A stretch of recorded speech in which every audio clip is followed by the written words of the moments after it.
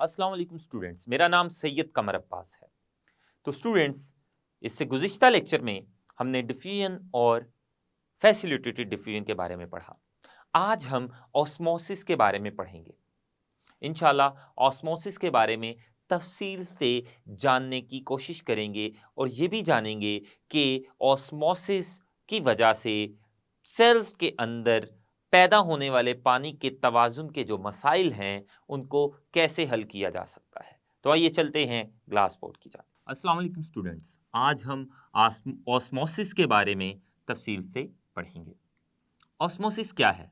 सबसे पहले हम ऑस्मोसिस की तारीफ लिख लेते हैं, ऑस्मोसिस है क्या, और ऑस्मोसिस के बारे में पढ़ने के बाद हम पानी के तवाज़ुन के मसाइल भी इसी लेक्चर में डिस्कस करेंगे। तो सबसे पहले हम पढ़ लेते हैं ऑस्मोसिस के बारे में कि ऑस्मोसिस है क्या। सबसे पहले हम ऑस्मोसिस की तारीफ लिख लेते हैं। इससे मुराद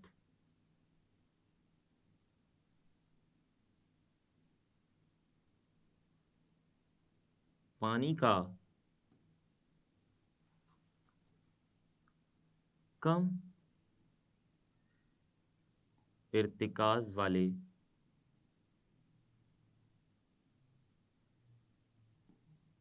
सॉल्यूशन से ज़्यादा इर्तिकाज़ वाले सॉल्यूशन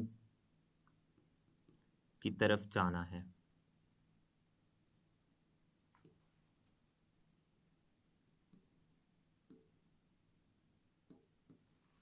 तो यह है ऑस्मोसिस की तारीफ। अब ऑस्मोसिस में पानी की हरकत को देखा जाता है। अगर पानी कम इर्तिकाज़ वाले सॉल्यूशन से ज़्यादा इर्तिकाज़ वाले सॉल्यूशन की तरफ जाता है तो पानी की इस हरकत को, इस अमल को ऑस्मोसिस कहते हैं। अब कम इर्तिकाज़ वाले सॉल्यूशन का क्या मतलब है और ज़्यादा इर्तिकाज़ वाले सॉल्यूशन का क्या मतलब है? सॉल्यूशन में दो ही चीज़ें होती हैं, एक सॉल्वेंट और दूसरा सोल्यूट। आमतौर पर ज़्यादातर सॉल्यूशंस में जो सॉल्वेंट है वो पानी होता है और पानी में जो दूसरा केमिकल हल हुआ होता है उसको हम सोल्यूट कहते हैं। तो कम इर्तिकाज़ वाला सॉल्यूशन क्या होता है? ऐसा सॉल्यूशन जिसमें सोल्यूट बहुत कम मिकदार में हल हुआ होता है, उस सॉल्यूशन को कम इर्तिकाज़ वाला सॉल्यूशन कहते हैं। जबकि ज़्यादा इर्तिकाज़ वाला सॉल्यूशन ऐसा सॉल्यूशन होता है जिसमें सोल्यूट की तादाद या मिकदार बहुत ज़्यादा होती है।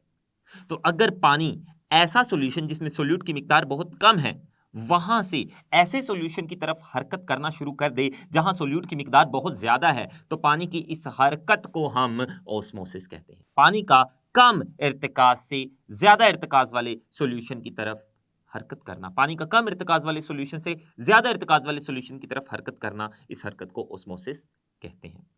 पानी की इस तारीफ को अच्छे से, ऑस्मोसिस की इस तारीफ को अच्छे से समझने के लिए हम एक डायग्राम बनाएंगे और टॉनिसिटी को भी हम वजाहत करेंगे। तो टॉनिसिटी जब हमें समझ आ जाएगी तो फिर हमें ऑस्मोसिस की ये वाली तारीफ भी अच्छे से समझ आ जाएगी। सबसे पहले हम टॉनिसिटी के बारे में जान लें कि टॉनिसिटी क्या होता है।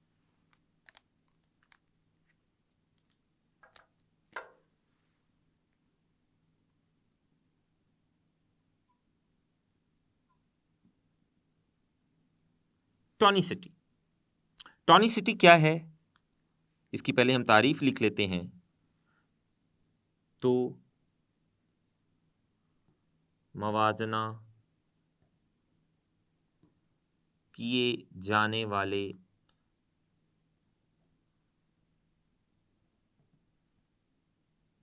सॉल्यूशंस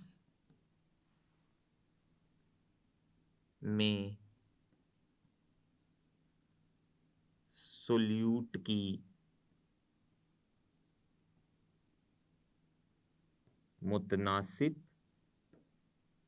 मिकदारें, दो सॉल्यूशंस पड़े हुए हैं हमारे सामने, हम उन दोनों सॉल्यूशंस में सोल्यूट की मिकदारों का मवाजना कर रहे हैं कि किस सॉल्यूशन में सोल्यूट ज़्यादा है और किस सॉल्यूशन में सोल्यूट कम है।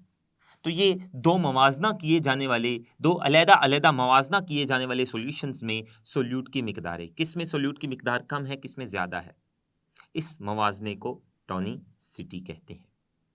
तो आइए हम एक डायग्राम के जरिए इसकी मजीद वजाहत करते हैं ताकि ओस्मोसिस की तारीफ हमारे लिए समझना आसान हो जाए।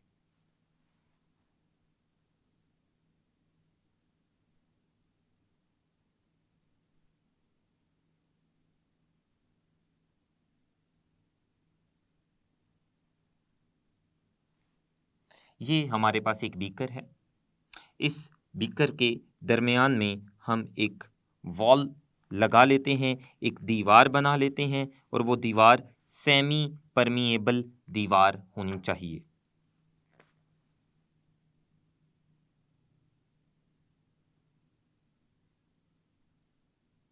अब इस बीकर के दो हिस्से हो गए। इन दोनों हिस्सों में हम सॉल्यूशन भर लेते हैं।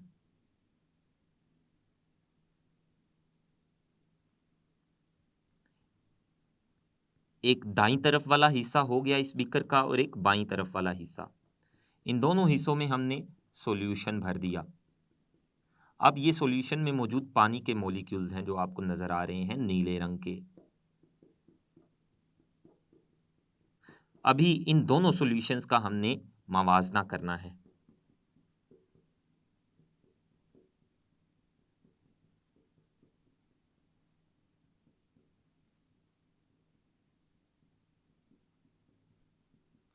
अब मवाजना कैसे करेंगे? इन दोनों में हमने सोल्यूट्स की मिकदारें देखनी है कि किस में सोल्यूट की मिकदार ज़्यादा है और किस सोल्यूशन में सोल्यूट की मिकदार कम है।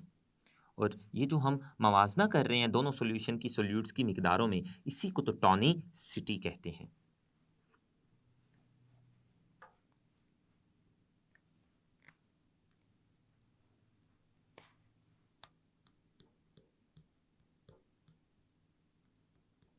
ये ऑरेंज रंग का सोल्यूट है।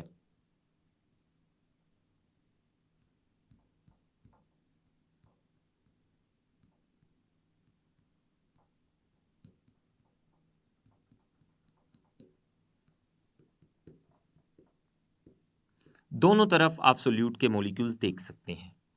आप जरा गौर फरमाएं, ये वाला सोल्यूशन, इस सॉल्यूशन में सोल्यूट की मिकदार ज्यादा है, जबकि इस तरफ वाला जो सॉल्यूशन है इसमें सोल्यूट की मिकदार कम है। तो हमने देखा दोनों सॉल्यूशन में सोल्यूट्स की मिकदार का हमने तनासुब देखा कि किस में कम है किस में ज्यादा है। टॉनिसिटी के लिहाज से हमने सॉल्यूशंस को 3 इकसाम में तकसीम किया है। पहली किस्म है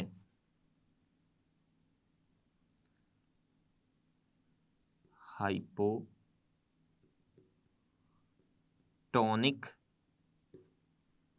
सॉल्यूशन।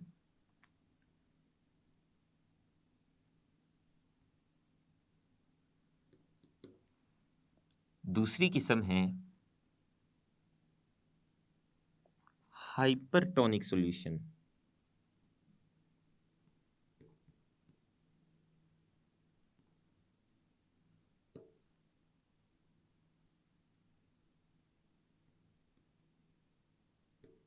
और तीसरी किस्म है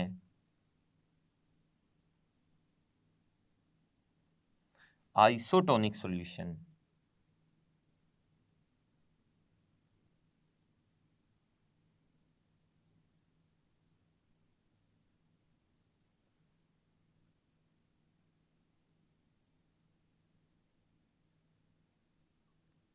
तो टॉनिसिटी के लिहाज से हमने सॉल्यूशन की ये 3 इकसाम कर दी। हाइपोटोनिक सॉल्यूशन कौन सा सॉल्यूशन होता है? आप देख सकते हैं ये वाला सॉल्यूशन, जिस सॉल्यूशन में सोल्यूट निस्बतन ज्यादा है, ऐसे सॉल्यूशन को हाइपोटोनिक सॉल्यूशन नहीं बल्कि हाइपरटोनिक सॉल्यूशन कहते हैं। हाइपरटोनिक सॉल्यूशन क्या होता है?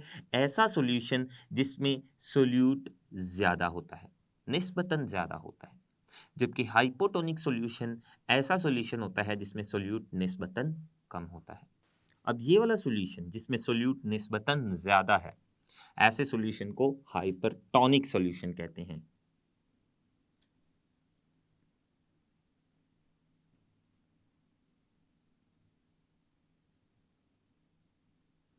जिसमें सोल्यूट निस्बतन ज्यादा होता है, ऐसे सॉल्यूशन को हाइपरटोनिक सॉल्यूशन कहते हैं। और हाइपोटोनिक सॉल्यूशन ऐसा सॉल्यूशन जिसमें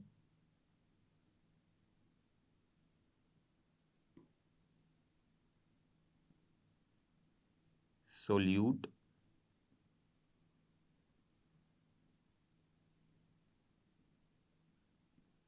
निस्बतन कम होता है, ऐसे सॉल्यूशन को हाइपोटोनिक सॉल्यूशन कहा जाता है। तो हाइपरटोनिक सॉल्यूशन ऐसा सॉल्यूशन जिसमें सोल्यूट ज्यादा होता है, और हाइपोटोनिक सॉल्यूशन ऐसा सॉल्यूशन जिसमें सोल्यूट कम होता है। और आइसोटोनिक सॉल्यूशन क्या होता है? अगर तो दोनों अतराफ में मौजूद सॉल्यूशंस में सोल्यूट की मिकदार एक जैसी हो,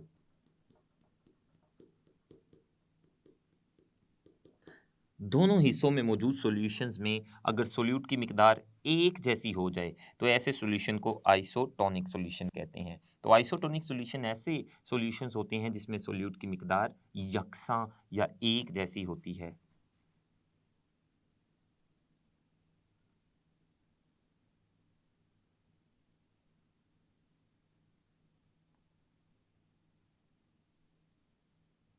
जिसमें सोल्यूट की मिकदार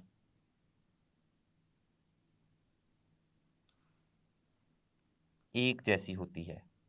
जितनी सोल्यूट की मिकदार एक सॉल्यूशन में है, उतनी ही सोल्यूट की मिकदार दूसरे सॉल्यूशन में हो। तो अगर दोनों सॉल्यूशंस में सोल्यूट की मिकदार एक जितनी हो, ऐसे सॉल्यूशंस को आइसोटोनिक सॉल्यूशन कहते हैं, एक जैसी हो।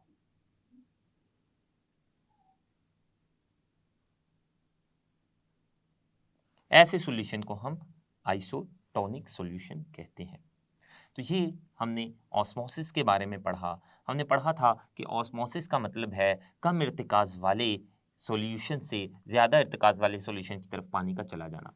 कम इर्तिकाज वाला सॉल्यूशन हाइपोटोनिक सॉल्यूशन होता है। हाइपोटोनिक चूंकि उसमें सोल्यूट की मिकदार कम होती है, इसका दूसरा नाम कम इर्तिकाज वाला सॉल्यूशन है, जबकि हाइपरटोनिक सॉल्यूशन को ज़्यादा इर्तिकाज वाला सॉल्यूशन कहते हैं। तो अगर पानी हाइपोटोनिक सॉल्यूशन से, यानी जिसमें सोल्यूट की मिकदार कम है, तादाद कम है, वहां से कम इर्तिकाज वाले सॉल्यूशन से हाइपरटोनिक सॉल्यूशन की तरफ जाता है जहां सोल्यूट की मिकदार ज्यादा है, इसको हम ऑस्मोसिस कहते हैं। अब हम पढ़ेंगे पानी के तवाज़ुन के कुछ मसाइल। पानी के तवाज़ुन का क्या मतलब है? पानी के तवाज़ुन का मतलब है पानी सेल के अंदर ना बहुत ज्यादा हो ना बहुत कम हो। अगर सेल के अंदर पानी का तवाज़ुन ना कायम रहे तो सेल को खतरा हो सकता है, सेल मर भी सकता है। कैसे? आइए ये जानने की कोशिश करते हैं। तो सबसे पहले हम जानवर के सेल में पानी का तवाज़ुन पढ़ेंगे, फिर हम पौधे के सेल में पानी का तवाज़ुन पढ़ते हैं। तो आइए ये हम जानने की कोशिश करेंगे। सबसे पहले हम जानवर के सेल में पानी का तवाज़ुन पढ़ेंगे।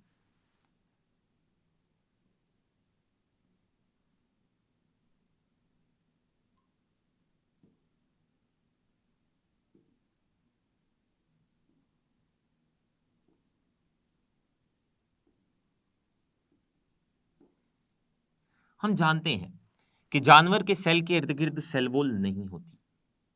तो आइए अब जानवर के सेल की हम तफसील पढ़ते हैं।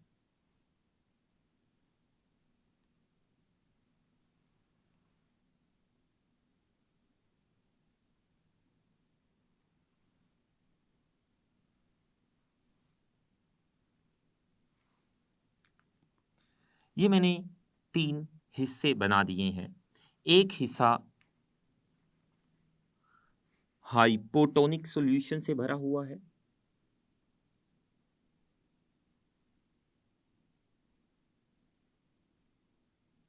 एक हिस्सा हाइपोटोनिक है जिसमें हाइपोटोनिक सॉल्यूशन है, जबकि एक हिस्सा आइसोटोनिक सॉल्यूशन है,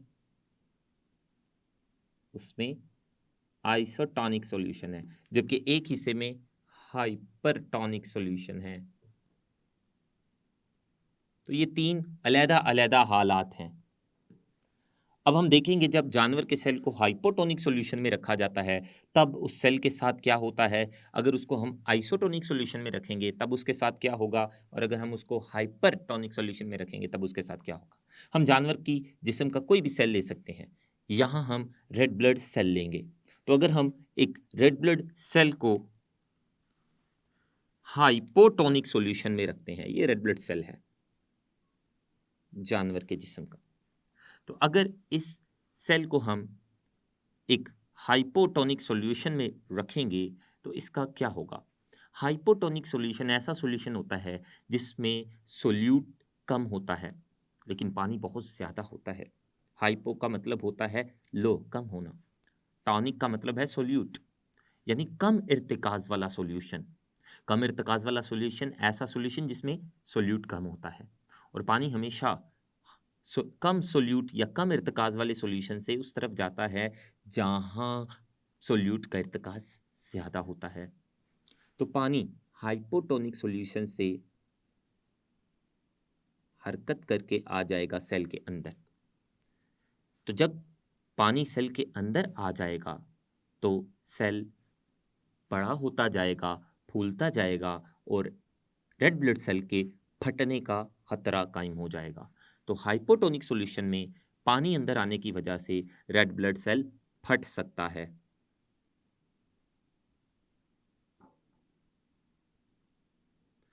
अगर हम रेड ब्लड सेल को आइसोटोनिक सॉल्यूशन में रखते हैं, आइसोटोनिक सॉल्यूशन में रखने से जितना पानी सेल के अंदर आएगा उतना ही पानी सेल से बाहर निकल जाएगा, क्योंकि आइसोटोनिक सॉल्यूशन में दोनों तरफ सेल के अंदर और बाहर सोल्यूट का जो मिकदार है वो एक जैसा होगा।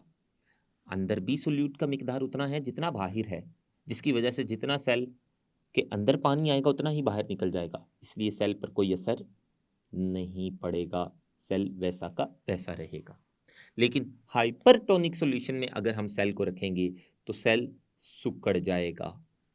वो इस वजह से कि हाइपरटोनिक सॉल्यूशन ज़्यादा इर्तिकाज वाला सॉल्यूशन है जिसमें सोल्यूट की मिकदार ज़्यादा होती है, और पानी हमेशा ज़्यादा इर्तिकाज वाले सॉल्यूशन की जानिब हरकत करता है, तो पानी सेल के अंदर से निकलकर बाहर निकल जाएगा ज़्यादा इर्तिकाज वाले सॉल्यूशन की तरफ। ऑस्मोसिस पानी की ऐसी ही होती है, जिसकी वजह से जब पानी सेल से निकल जाएगा तो सेल सिकुड़ जाएगा।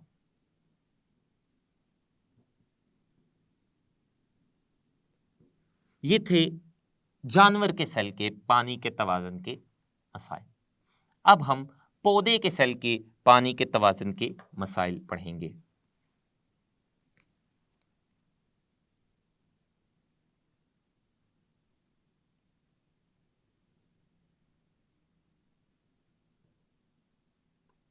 पौधे के सेल में पानी का तवाज़ुन।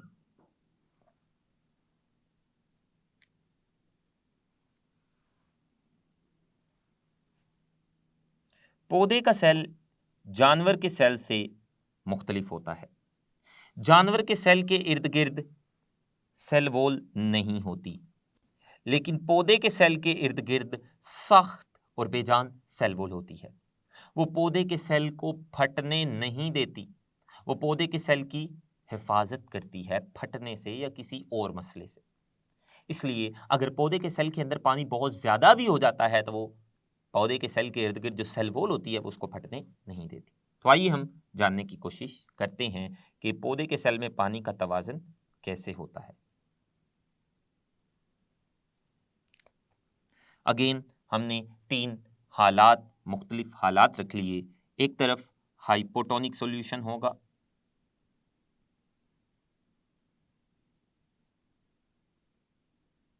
दूसरी तरफ आइसोटोनिक सॉल्यूशन होगा,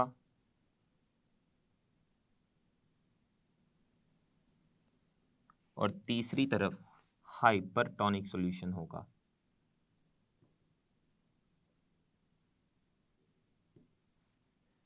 तीनों मुख्तलिफ हालात में हम पौधे का सेल रखेंगे। जैसा कि हम जानते हैं कि पौधे के सेल के बाहर सेल वॉल भी होती है और पौधे के सेल में वैक्यूल भी पाया जाता है।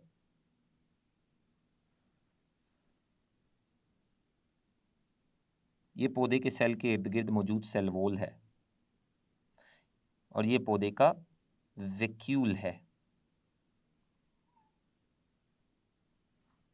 और ये पौधे का न्यूक्लियस है। अगेन ये पौधे की सेल वॉल, पौधे के सेल की, ये पौधे का एक सेल हम बना रहे, ये उसका वैक्यूल है और ये उसका न्यूक्लियस है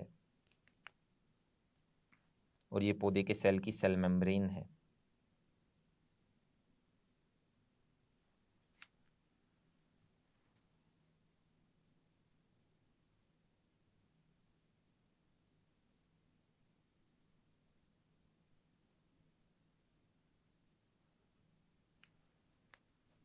ये सेल वॉल है और ये पौधे का अंदरूनी सेल है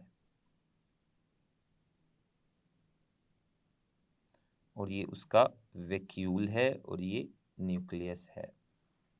तो ये तीन अलग-अलग हालात में पौधे का सेल पड़ा हुआ है। हाइपोटोनिक सॉल्यूशन में जब पौधे को सेल को रखा जाएगा तो पानी हाइपोटोनिक सॉल्यूशन से पौधे के सेल के अंदर दाखिल हो जाता है, क्योंकि हाइपोटोनिक सॉल्यूशन में सोल्यूट कम होता है। हाइपोटोनिक सॉल्यूशन कम इर्तिकाज वाला सॉल्यूशन है और हम जान चुके हैं ऑस्मोसिस के जरिए पानी हाइपोटोनिक सॉल्यूशन से हाइपरटोनिक सॉल्यूशन की जानिब जाता है। तो पौधे का जो सेल है जो कि हाइपोटोनिक सॉल्यूशन में होगा, पानी हाइपोटोनिक सॉल्यूशन से पौधे के सेल के अंदर दाखिल हो जाएगा, वो पौधे के सेल के साइटोप्लाज्म में आएगा और साइटोप्लाज्म से वो वैक्यूल में आ जाएगा। तो वैक्यूल में जब पानी भर जाएगा तो वैक्यूल फूल जाएगा और वैक्यूल के फूलने की वजह से पानी जब बहुत ज़्यादा हो जाएगा वो वैक्यूल प्लाज्मा मेम्ब्रेन पर अंदर की जानिब से प्रेशर लगाएगा और प्लाज्मा मेम्ब्रेन अंदर की जानिब से सेल वॉल की तरफ, सेल वॉल पर बाहर की जानिब प्रेशर लगाएगी। तो सेल वॉल पर बाहर की जानिब प्रेशर लगेगा जब पानी सेल के अंदर दाखिल होना शुरू हो जाएगा। यहाँ पर सेल फटेगा नहीं क्योंकि सेल के बाहर एक मजबूत सेल वॉल है जो सेल को फटने नहीं देगी, लेकिन पानी सेल के अंदर आता जाएगा जिसकी वजह से पौधे के सेल के अंदर पानी ज़्यादा होता जाएगा और वैक्यूल भी फूल जाएगा, साइटोप्लाज्म भी पानी के भरने की वजह से बड़ा हो जाएगा और अंदर से पौधे की सेल वॉल पर बाहर की जानिब एक प्रेशर लगेगा। उस प्रेशर को टर्गर प्रेशर कहेंगे और इस अमल को, इस मजहर को टर्गर कहेंगे, जिसकी वजह से पौधे का सेल फटेगा तो नहीं लेकिन टर्जिड हो जाएगा।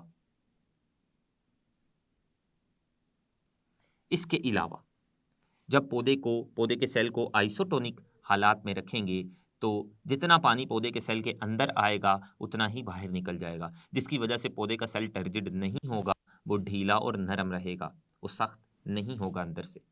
फिर अगर हम पौधे को हाइपरटोनिक सॉल्यूशन में रखेंगे तो हाइपरटोनिक सॉल्यूशन में रखने की वजह से जहाँ हाइपरटोनिक सॉल्यूशन में सोल्यूट बहुत ज़्यादा होता है, जहाँ सोल्यूट का इर्तिकाज़ ज़्यादा होता है तो पानी उस सॉल्यूशन की तरफ हरकत करके जाएगा ऑस्मोसिस के ज़रिए। तो पानी सेल के अंदर से बाहर निकल जाएगा, जिसकी वजह से जो अंदर साइटोप्लाज्म और वैक्यूल होंगे पानी निकलने की वजह से वो सुकड़ कर रह जाएगा और सेल के, पौधे के सेल के साइटोप्लाज्म का सुकड़ जाना, इस अमल को कहते हैं प्लाज्मोलाइसिस। और यहाँ पौधे का सेल सुकड़ जाएगा, पौधे का साइटोप्लाज्म सुकड़ जाएगा पानी निकलने की वजह से हाइपरटोनिक सॉल्यूशन में और इस अमल को प्लाज्मोलाइसिस कहेंगे।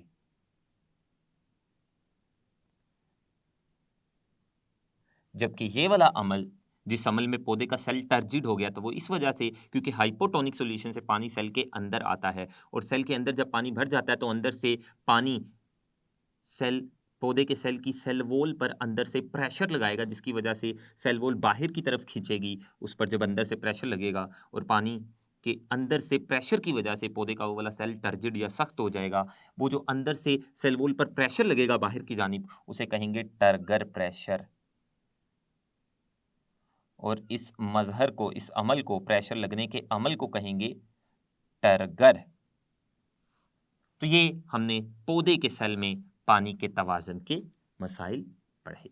तो स्टूडेंट्स, आज हमने ऑस्मोसिस के बारे में जाना और ऑस्मोसिस के साथ साथ हमने हाइपरटोनिक, हाइपोटोनिक और आइसोटोनिक सॉल्यूशंस के बारे में पढ़ा और हमने पौधे और जानवर के सेल में पानी के तवाज़ुन के मसाइल के बारे में भी तफसील से पढ़ा। आज के लिए इतना ही। अल्लाह हाफिज़।